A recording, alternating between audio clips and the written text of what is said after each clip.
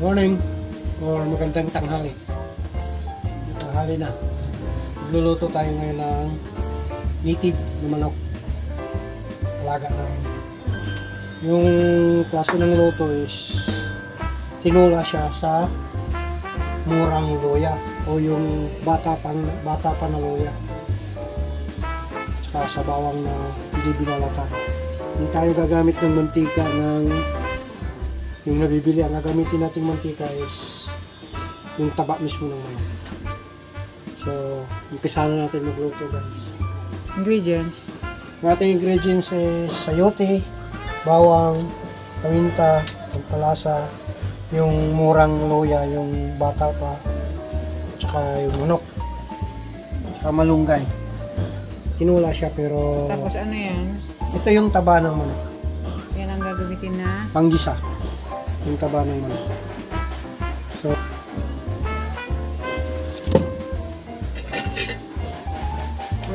Sige.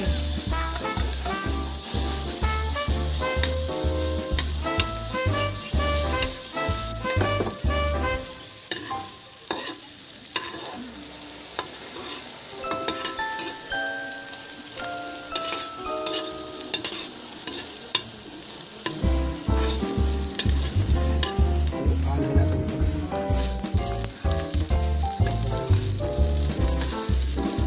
Parang ito yung ano natin ito.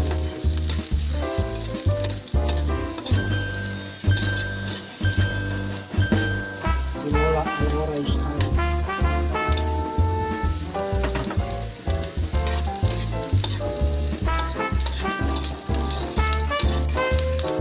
Yung balat kasi ng bawang, yun ang pag nasusunog siya, naprito, yun ang lalong nagbibigay ng aroma.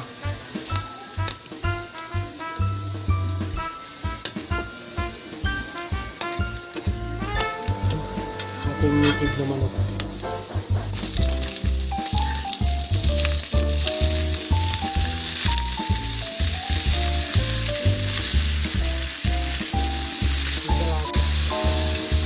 Dito na guys yung ating native na manok.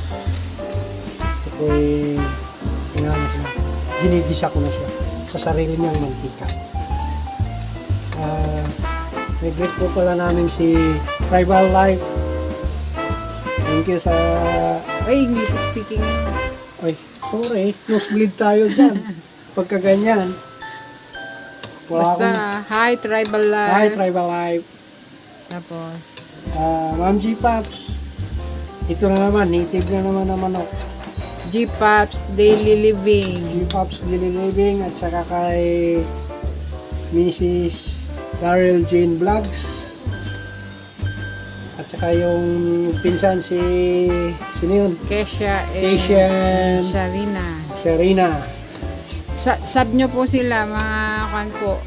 Mga loyal friends Royal po. friends namin po. Mga ano namin yan. Lagi pong nandyan. Di po kayo iiwan, di ba? Ay, shoutout nga pala kay Team Taslo. Ano nga, Bisaya ka ba?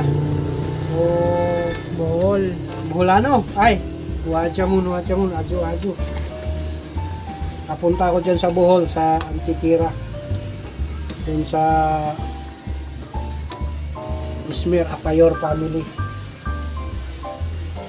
Saka sa Lasaka family, sa Bohol. So, ilagay na natin yung ibang mga pampalasa. Ito yung paminta natin.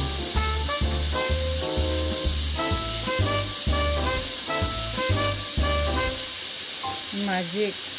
Yung ating mahak natin. So, Kunti lang.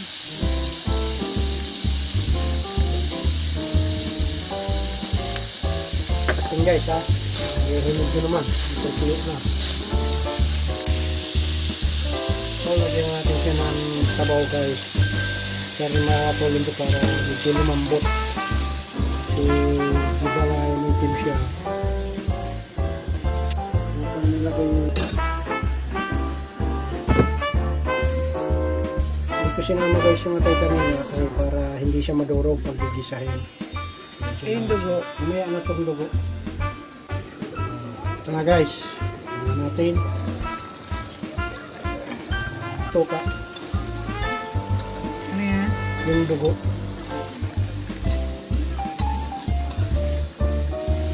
Lagyan lang natin sa gilid.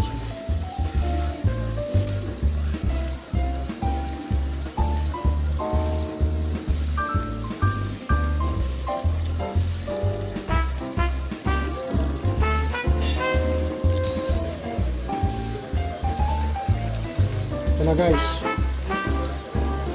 Guys, yung malunggay.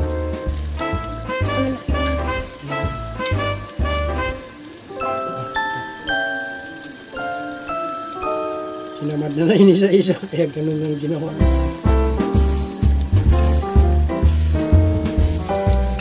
Takpan natin.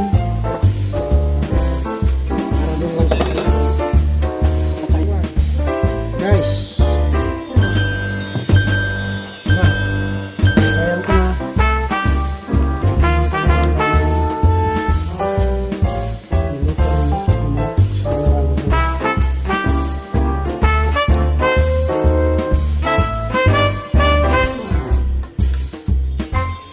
Lagyan mo yung batikuling, yung legs.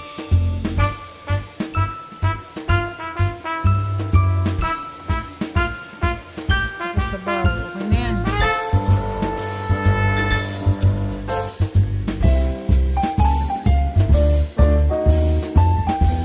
Okay na. Dali ah. Ito na guys yung ating tinulang manok sa murang luya. Means yung batang-bata pa na luya. Kasi yung ano ko kahapon yung tinanggal ko, nilipat ko na yung mga luya. Nakita ko medyo malaki na sila. Malaki na talaga. Pero hindi ko gano'ng matigas. Yun ang ginamit ko. Sa native na manok. Tinula sa murang luya. Walawalay o tinula. Kasi sa amin kasi pag nagtutula kami may tanglad. Okay guys, mga kaplato, kasubo, huwag nyo lang kasunod yan.